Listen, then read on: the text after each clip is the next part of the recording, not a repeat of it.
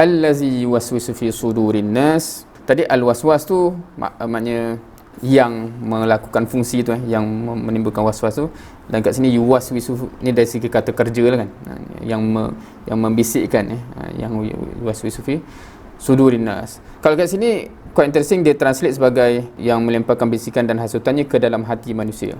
Actually translation ni kalau kita perasan dia dah ambil unsur penafsiran, sebab kalau kita tengok word Arabnya tidak ada word hati di situ. Allazi yuwaswisu fi sudurin nas tu ialah yang membisikkan, fi sudur tu di dalam dada, di dalam dada manusia. But of course kita tahulah dalam dada tu yang di refer adalah hati, bukan paru-paru dan sebagainya. Hati tu yang menjadi target syaitan, yang melemparkan bisikan kepada hati. Tapi kalau kita ambil literalnya, ke dalam dada manusia. And of course again, hati ni pun quite interesting word yang dalam bahasa Melayu lah. Sebab bila kita kata hati ni, kita cakap organ tertentu ke? Sebab bahasa Inggeris dan bahasa Arab dia sama dalam konteks kalau kita translate literate, literal, sorry, heart. Kalau kita heart surgery tu jantung kan, pembedahan jantung. Kalau kita kata in my heart, macam I feel something in my heart, apa semua tu pun word yang heart juga. So maknanya word heart yang kita cakap dalam konteks perasaan apa semua tu, word yang sama digunakan untuk jantung. Kalau kita tengok word Arab, qalb tu yang biasa kita dalam bahasa Melayu kita akan translate hati lah kan. Tetapi kalau kita pergi medik, orang buat medik dalam bahasa Arab, qalb tu jantung juga, maknanya organnya jantung.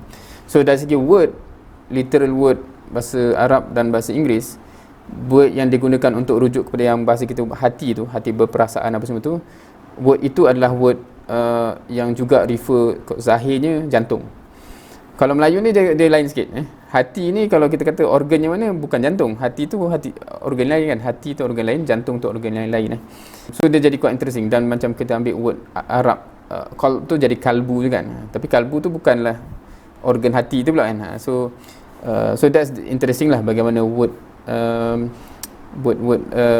yelah ada perbezaan di situ, ada perbezaan itu. Tapi kita fahamlah yang kita maksudkan dengan hati tu yang ni. Tapi kalau nak kata macam adakah dia relate dengan organ yang tertentu, sebab kalau yang nak bincang ke situ, sebenarnya dia agak dekat dengan jantung lah. Sebab bila kita kata orang marah ke, perasaan apa-apa tu, dia di situ, dia di, maknanya degupan apa semua tu, dia directly relate dengan jantung.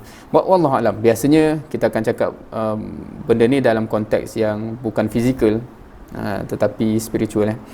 Wallahu alam, tu just point tambahan berkenaan dengan perkataan hati itulah. Rasanya bahasa Melayu ni kot yang lain sikit. Bila kita translate heart, qalb tu, jadi bahasa Melayu ni tak guna jantung, kita guna hati. Anyway,